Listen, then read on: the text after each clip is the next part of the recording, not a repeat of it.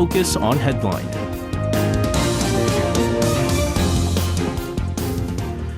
All right, let's take a look at what major issues are making the headlines today on Focus on Headline. For this, joining us in the studio, we have our Sochi sisters in Kwon-soa and Chair Ji. Guys, welcome back. Good evening. Good evening to you guys. As widely expected, we did also talk about this yesterday with Professor Yang Jun-suk in regards to the Fed making its decision on the benchmark lending rate. It is frozen for the fourth consecutive time.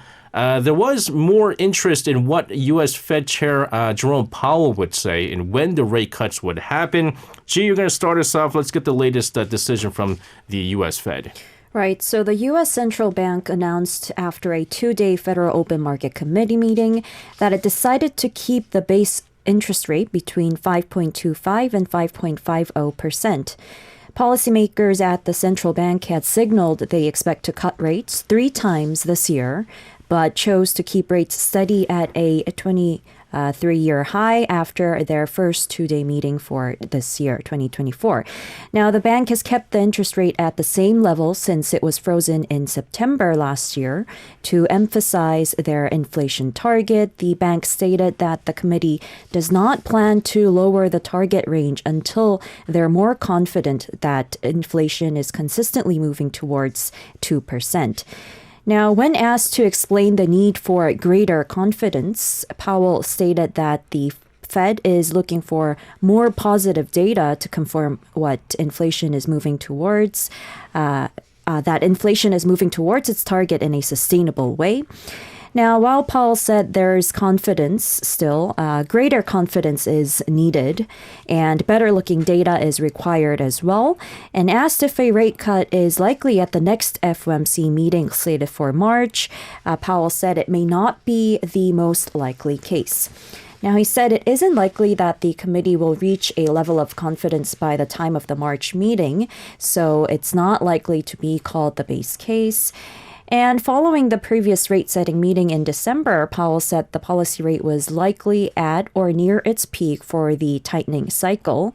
And these were remarks that indicated the Fed would pivot away from its rate hiking campaign launched in March 2022 to cool inflation. Yeah, again, I mean, we've talked to a number of experts in regards to what the U.S. Fed plans to do with the rest of the year. And the earliest timeline that we did get for a rate cut was sometime maybe July, I think July's FOMC meeting. And they said it wasn't going to happen in the first half of this year. And inflation, they want to kind of hit that 2% target, not even the 2% range. We're talking about 2% exactly is what they're saying. They're still kind of far from that. But again, we are watching this very closely. There are speculations on how Korea will react in terms of its own monetary policy. So do we have any suggestions on what Korea's central bank, the BOK, is going to be doing?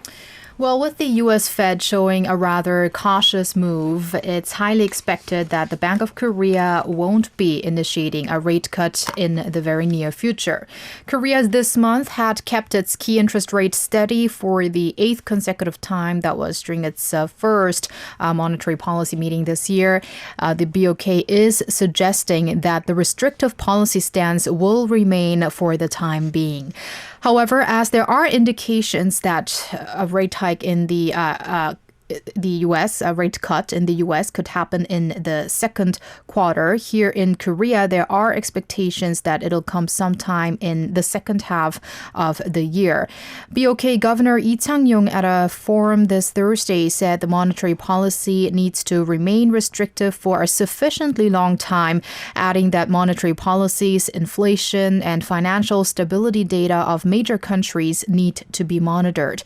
He was basically reiterating the central bank's stance on bringing inflation further down before any rate changes.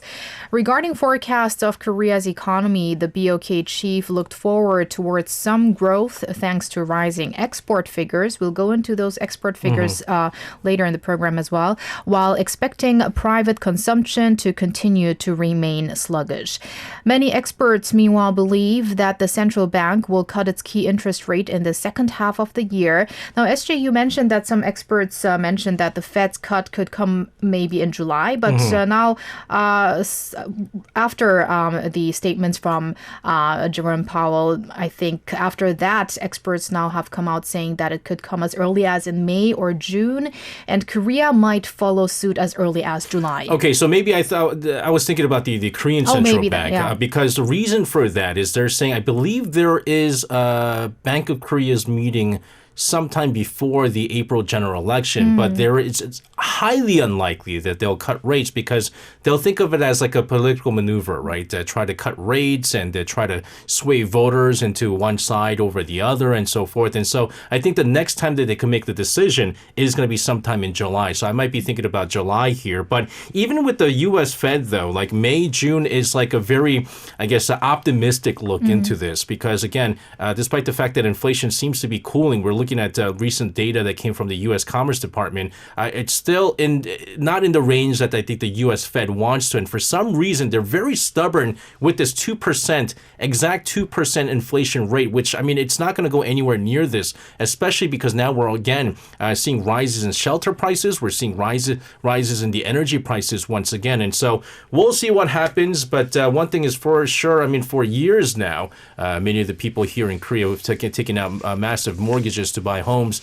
A lot of burden on them with these high interest rates. In the meantime, second Vice Foreign Minister Kang In-sun and U.S. Undersecretary of State for Economic Growth, Energy and the Environment, Jose Fernandez, held a vice ministerial level annual meeting of the Senior Economic Dialogue yesterday afternoon. Key agendas on the economy were being discussed there.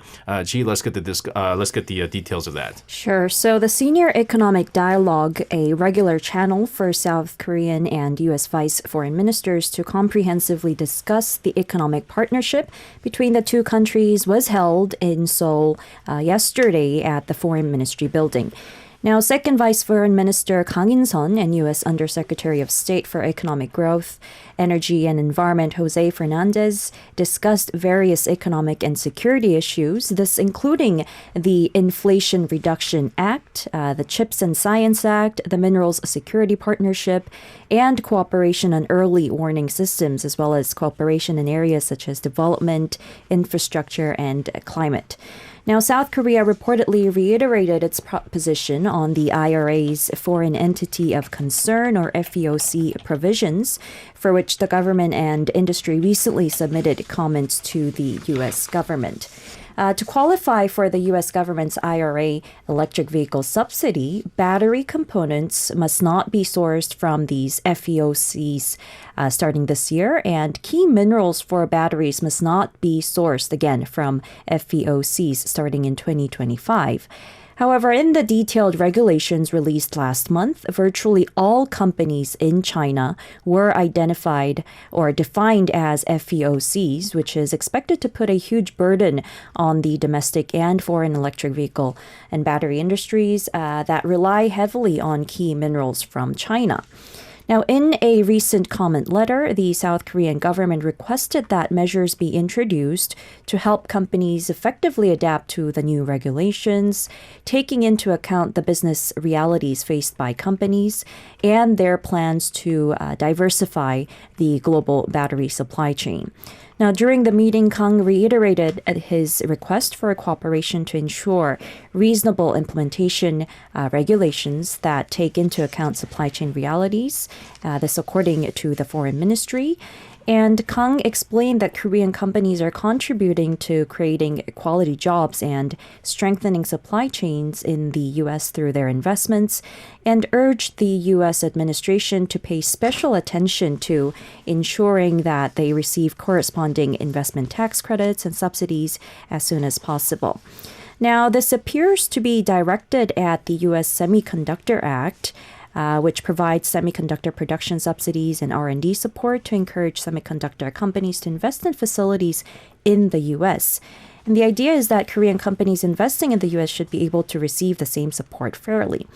Now, during this SED or the Senior Economic Dialogue, the two sides also discussed ways for Korea and the U.S. to cooperate in other areas, such as bridging the digital divide and combating climate change in the ASEAN and the Pacific Island nations. Now, if you remember a couple of years back, starting from a couple of years back, and for some parts of 2023, we were talking extensively about the Inflation Reduction Act, right? The IRA, and how it's going to be impacting the South Korean automobile companies like Hyundai Motor and Kia Motors and so forth. And so there was a lot of worries that because of the lack of subsidies that the South Korean automakers were going to be receiving under the IRA, that the sales of the EVs over in the United States was going to plummet. I was looking at some of the numbers because I did get a little bit curious, but they didn't meet their sales in 2023 was a little bit lower than their expected target, but it was fairly good. And they're saying they've upped the target for 2024 to 200,000 units for the entire year, and they're saying that they might be able to receive this. So luckily, despite the Inflation Reduction Act and the potential negative impact on the South Korean automakers for the EV vehicles, the electric vehicles, it seems like the impact wasn't as bad as what we anticipated. And so, which is why these discussions are all the more important here. In the meantime, U.S. industry group has called on new multilateral chip export controls, arguing that current unilateral restrictions in effect harm American businesses in their competition with countries like South Korea and others. So you got the details of this.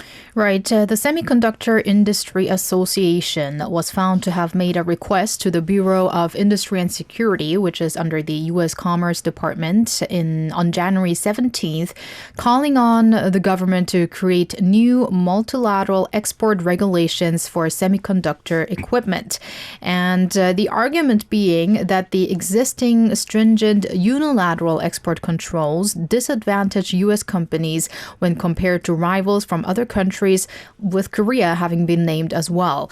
If we take a closer look at the association's written comment, it stressed that multilateral controls are more effective than unilateral ones in protecting U.S. businesses from being put at a disadvantage in the global marketplace. The group noted that end-use restrictions and bans on U.S. funding for advanced fabrication facilities in China are imposed by U.S. standalone regulations, and that this hurts competitiveness of U.S. semiconductor manufacturing equipment firms. The statement went on to claim that U.S. companies are incapable of exporting any equipment used in the manufacturing of semiconductors to advanced fabrication plants in China, whereas foreign rivals from Korea, Japan, Taiwan, Israel, and the Netherlands are able to export equipment not subject to controls to advanced Chinese fabrication facilities, as well as support such equipment. With that, the group called on the Bureau of Industry and Security to do everything that's possible to craft new controls. Last month, meanwhile, Alan S. Tevis, U.S. Undersecretary of Commerce for Industry and Security, had hinted on preliminary talks with allies like South Korea over a new export control regime that would protect the U.S. and its allies from adversaries and keep up with technological changes. So that could be a little confusing because the first part that I talked about kind of felt like this could hurt South Korean companies in the end, or other rivals such as from Taiwan and the Netherlands, all those big semiconductor powerhouses. But then with the U.S. having last month hinted that it is looking for some new export control regime that includes South Korea, that could mean that this would be kind of a regime that excludes China. So it's kind of confusing. We don't know if this would actually be something good for Korea or not. No, it's not good. It's not good because the U.S. is basically going. Remember, when U.S. put all these like restrictions in place, right? Whether it be export controls and even import controls, as in like we're not going to be purchasing whatever goods from semiconductor goods from China, citing national security issues, or even exporting goods. I mean, on the outside, it seems like the U.S. is sort of countering China, but you have to understand that there are many businesses. Despite the trade war that's been going on for years between the United States and China, U.S.'s number one trading partner is China. Like those two cannot be separated. U.S. needs China, China needs United States. And so when the United States put all these export restrictions in place for China, a lot of these companies, U.S. companies, are not able to sell to China. And they're going, dude, that's our major market there. And so it doesn't help out. And so they're going, hey, guys, since we can't sell it, let's all not sell together. And that's really not fair for countries like South Korea. You mentioned Taiwan being included, Netherlands. These are, like you said, semiconductor powerhouses. And it kind of seems like the United States doesn't want to be the only one kind of left out in this whole semiconductor group here. And so, yeah, really not fair. And we've talked about this, even with the CHIPS Act. It just doesn't feel fair for the South Korean companies. Also, the Indo-Pacific Economic Framework, or IPEF, for Prosperity Agreement on supply chains, will come into effect this month in 5 member states. This according to the U.S. Commerce Department. G, let's get more on this. Right. So the U.S.-led IPEF deal signed by 14 countries aimed at reinforcing their supply chains will enter into force on the 24th of this month. And under the deal, the member states of the framework will select important items to be covered by the agreement and establish organizations to strengthen supply chains. Now, it allows member states to work more closely in dealing with supply chain disruptions, such as in the event, for example, of a pandemic, by helping each other secure critical industrial items and minerals. Now, the 5 member countries, including Japan, the U.S., India, Singapore, and Fiji, have completed their approval procedures for the IPEF deal, allowing it to enter into force within this month. Now, U.S. Commerce Secretary Gina Raimondo said that the IPEF members have delivered, quote-unquote, tangible outcomes in record time.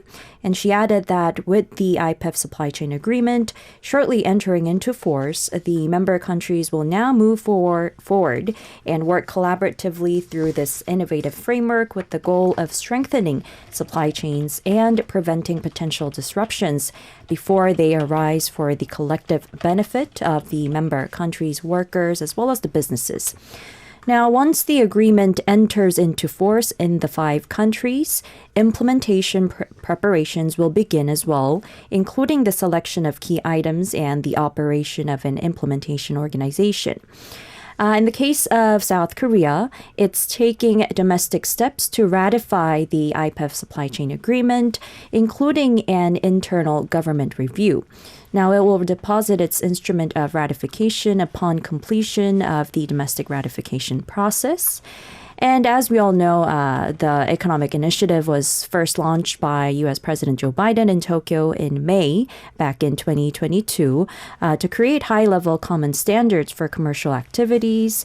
But then the framework is seen as a tool to actually reduce reliance on China for semiconductors and other key minerals. Yeah, and this is exactly what China was not a big fan of when IPEF was already, beginning its kind of process of being implementation process. South Korea being part of this, and the argument that was made was that they're part of RCEP. Now, RCEP is kind of the China-led initiative, and IPEF was kind of the counter to RCEP was what it was. And so what happens to all the countries that are part of both initiatives and frameworks is the big question. But some good news on the domestic trade front. With the beginning of a new month, South Korea's exports rose for the 4th month in a row, largely thanks to a continuous recovery in the semiconductor sector. So let's get the latest figures on this. Sure. South Korea's exports appear to be on a safe, upward-moving trajectory as outbound shipments rose for the 4th consecutive month in January. And not just by a little, but 18% compared to the same month last year, resulting to $54.6 billion. And that is the sharpest increase in some 6 years. Imports declined 7.8% on year to $54.3 billion. That meaning Korea has achieved a trade surplus of $300 million. Now, I don't really clearly remember the import figures last month, but I do remember that imports used to decline by double-digit figures. So I think even the decline by 7.8% this time in January is not that bad. Yeah, because a decline in the import is not necessarily a good thing, right? You might because exactly. we often talk about this trade surplus, but when you look at the imports declining, that means domestic demand is declining by that much. So yeah. But however, now I think the figure itself is not too bad, so we might also see an improvement in imports. However, the surplus has been maintained since June last year. The biggest achievement in January was no doubt observed in the semiconductor sector.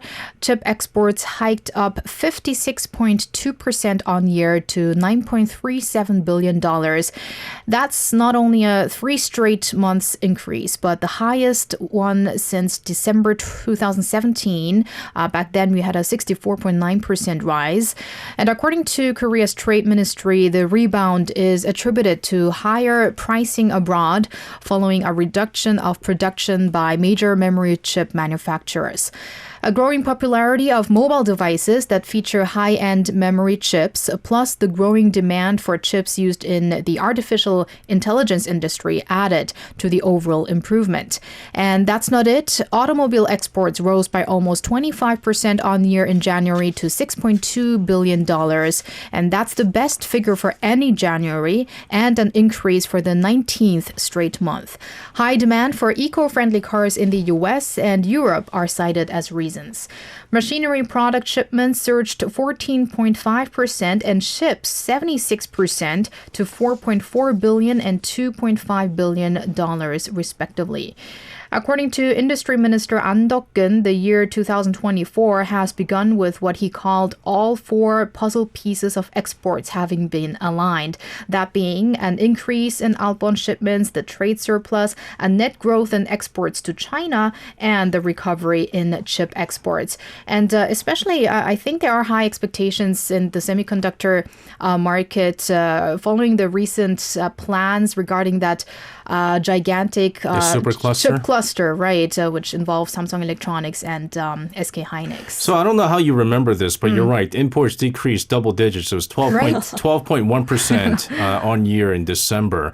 But like a couple of things, right? I guess if you look at this half glass full, you're right. I mean, these are all increases, exports going up, and you're seeing a slower decrease in the imports and so forth. But you have to also take into consideration maybe are these figures looking very positive because of the base effect in that same time last year, 2023 was not a very good year for exports, right? And so because it was so bad, but if you're looking at it half full, you're saying we're seeing a recovery, right? I mean, it was a bad year, 2023. Even if compared to last year, if it's going up by that much, we are certainly seeing a recovery in this. And because, like Sohwa said, semiconductors being such a large chunk of the export figures out there, it's good to see that we're seeing a recovery in the front.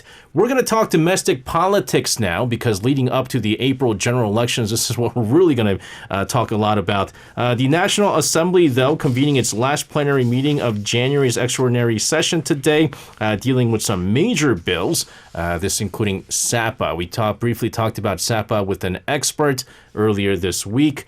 Ji-hee, you have the latest results with this because there was some last-minute, decisions being made by the main opposition Democratic Party. Nevertheless, give us the details of this. Right. So the Democratic Party has decided not to accept an amendment that would have delayed the implementation of a regulation extending the application of the Serious Accident Punishment Act, or the SAPA, to workplaces with fewer than 50 employees for 2 years. Now, Democratic Party leader Hong Ik-pyo explained that his party has decided to be more faithful to the basic value of prioritizing the lives and safety of workers at industrial sites. Now, the floor leaders of the ruling People Power Party and the main opposition Democratic Party failed to reach an agreement in the last-minute negotiations yesterday over the PPP proposed compromise of a 1-year deferment of the SAPA Act for small companies instead of the original 2 years. Now, small and medium-sized businesses have expressed concerns about the vast scope and responsibility of the act, and the vagueness as well, and argued that they need more time to prepare for the regulation. Now, earlier in the day, the deal to extend the grace period of this implementation of the regulation to extend the coverage of the workplace law to workplaces, like I said, with fewer than 50 employees for 2 years, and to establish a new occupational safety and health agency, but to open it 2 years later, was proposed once again. And the Democratic Party leadership, in fact, had indicated its acceptance earlier in the day, raising the possibility of passing the amendment to the law. However, in the last minute, the amendment was rejected by the Democrats, and the bill was not passed in the plenary session. And during today's plenary session, several other bills were discussed as well. One of them was the amendment of the Automobile Management Act, which seeks to eliminate the license plate sealing system, which is a system that was introduced back in 1962 to prevent tampering with license plates. And also, the Parking Lot Act was discussed, which prohibits camping and cooking in parking lots. That's what people do? I didn't know that was there. Yeah. And lastly, the Improvement of Transportation Convenience for the Disabled Act was also on the table, which prohibits obstructing parking in parking areas that are reserved for the disabled.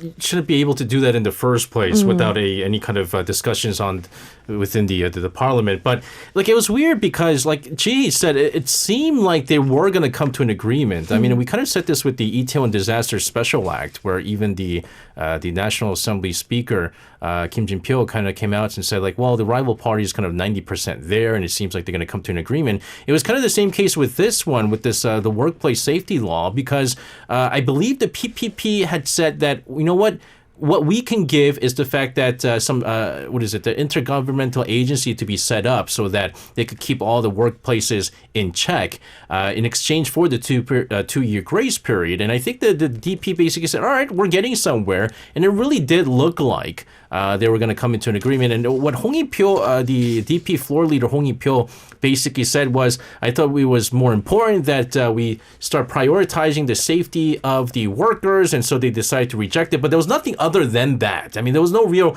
clear-cut explanation on why they decided to reject the proposal there. But though the whole discussion on prohibiting cooking in parking lots, that would not fare well over in the United States, where tailgating, we call it tailgating, where like in parking lots of stadiums, they party with like barbecue and stuff like that. But I didn't know all of this existed. Let's move on to another major issue that's going to be something that we're going to talk about for some weeks moving forward here. Korea's health ministry unveiling a plan to deal with the shortage of doctors in rural areas and essential fields. So let's get the details of this.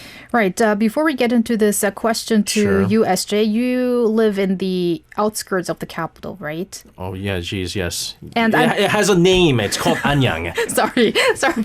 No, I was just trying to make outskirts. No, I was just going to make a point regarding the shortage of doctors in places outside the capital, Seoul. Did you ever have difficulties in getting your child to the pediatrics hospital? We don't go to a pediatric hospital because we can't find one in our area. Exactly, that's the problem. And mind you, it is my neighborhood is a very family-oriented neighborhood with a lot of like cram schools and stuff and a lot of schools and stuff. There is, we can't find a pediatric hospital, so we just go to a regular hospital. So probably this news is also going to be welcoming to like parents like yourself. We not only have the highest population figures in the Seoul metropolitan area, but also the proportion of doctors has been concentrated in and around the capital and big cities. So to tackle the shortage of doctors in rural areas, the Ministry of Health and Welfare this Thursday announced a set of measures that focuses on rewarding doctors with incentives for working at places they are most needed. The ratio of mandatory selection of med students at provincial universities is expected to be raised as well. The plan also aims to attract more doctors to practice in essential areas that are often fields of higher risks. These sectors include transplant operations and pediatric surgeries. Some 10 trillion won, or roughly 7.5 billion US dollars, are to be allocated by the government by the year 2028 to give benefits for doctors working in these sectors.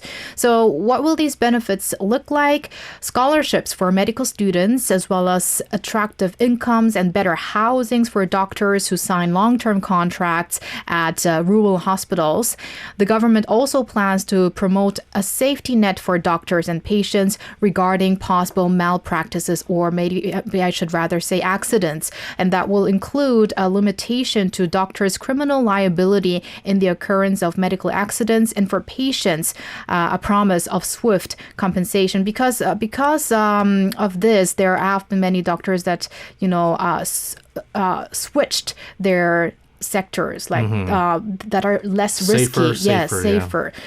Meanwhile, the government also vowed to grow the overall number of doctors by increasing the medical school enrollment quota. An expansion by at least 1,000 from the current 3,058 a year has been mentioned to be started in 2025, that is. And this, as figures estimate that there will be a shortage of some 15,000 doctors by 2035. That's probably also got to do with the aging population.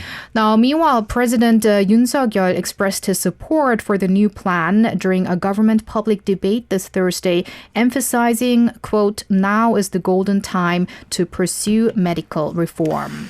I mean, again, the difficult thing with this, right? Like, it looks really good on paper. Now, this is targeted towards the doctors, right? Because we're seeing a shortage of doctors.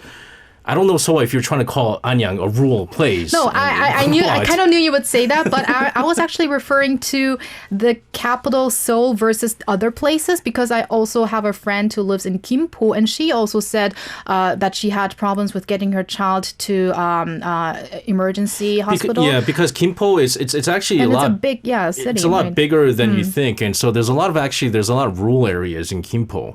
There's vast land there. Most of it is farmland, and they're starting to slowly developing it. Because it's a developing area, there's not a lot of hospitals. But the only concern with the whole criminal liability thing with that is you're basically saying, well, if the doctors kind of go through a malpractice or there's some kind of medical accident, they're not going to be liable for it, and just quickly compensate the patients, then the doctors, I mean, they might not be up to par to be a doctor, but they're going to be protected by this law. And instead, let's just kind of, cover all this up by just compensating the the patients as soon as possible and so forth. But the other interesting thing that didn't happen today was, I believe the government was supposed to be announcing the medical school quota today, was what it is. Initially, they said February 1st, they're going to make this announcement. And I believe the consensus was that they're going to be increasing it by some like 2,000 more med school students by 2025, right? I think it was 2025, the medical entrance exam, I think, is the year. But they didn't make the announcement. They've delayed this. And so I don't know what the delay is all about. I know there's been some backlash from the medical group, like the KMA and so forth, but the medical, the government is still going to push for it. But I think the fact of the matter is, when you're telling me there's going to be a shortage of some 15,000 doctors by 2035, it's really, really concerning. And the other big concern is that more and more people are now not wanting to be doctors because everyone wants that work-life balance, right? And when you're a doctor, there is no work-life balance, despite whatever amount you might be getting paid. And they are also arguing, if you look at some of the other countries out there, doctors, yes, they get paid well, but in Korea, they're saying relative to some of the other countries, like in the United States, they're not paid as much, is what they're saying. And so it's not worth being a doctor. And so I believe, I don't know if the increase of the quota is really going to help, because now they're saying that also there's not a lot of people that want to go to med schools moving forward. But we'll see. Again, the government has not made the announcement on the quota just yet. Let's move on to some brighter news here, something that we haven't really been able to cover too much. We did cover it here and there during our sports segment in Inside Sport on Mondays. The 4th edition of the Winter Youth Olympic Games, which has been taking place in Gangwon, is coming to a close this evening. Ji, let's wrap us up with the latest news there. Sure. So the 4th Winter Youth Olympics is drawing to a conclusion today with a celebration of feats accomplished by teenage athletes over the past 2 weeks. Now, the closing ceremony will start at 8 p.m. tonight, local time, under the theme Shine Again. And the motto for this year's competition was Grow Together, Shine Forever. Gangwon 2024 is the first Winter Youth Olympics held outside Europe after Austria, Norway, and Switzerland hosted the first 3, and with 1,802 athletes from 78 countries in action, this was also the largest Winter Youth Games ever. And South Korea had the largest delegation with 102 athletes and concluded the event with 7 golds, 6 silver, and 4 bronze medals, coming in third. With 17 medals, as of the total number of medals, they came in 6th, but the total score would be 3rd. And some 1,700 people are expected to gather at the closing ceremony at the Open Plaza in front of Gangneung Hockey Center tonight. And a pre-show will begin as well at 7:30 p.m. I love how at the beginning of the Gangwon 2024, they were like, we're not going to do any medal standings. And so if you go to like the Olympic website, they go, there's no medal standing. They said, we're trying to get rid of all these like competitive nature, the competition of these young athletes, and we want them to gain more the friendship and what comes from the competition in itself, and they started not to like, but all the media covered all the final medal tally. Because we did well. And also like former figure skater Kim Yeona said, it's about experiencing the nervousness that you have in such a big competition. Rather, yeah, go ahead. Go ahead. Yeah, that was it. Kim Yeona is from the outskirts of Seoul. She's from Sanbong. So I just want to, since you mentioned Kim Yeona being such a big name. I was going to mention that like after the microphone is off again, but you had to mention it again on air. All the outskirts of Seoul unite together. Go against Seoul. Guys, thank you very much for your reports. Have a safe rest of the week, and we'll see you guys again. Thank you. You can listen to Korea Now with me, SJ Lee, by downloading the Arirang radio application or tune in online by visiting www.arirangradio.com. So make sure you tune in Mondays through Fridays, 6 p.m. to 8 p.m. Korea time.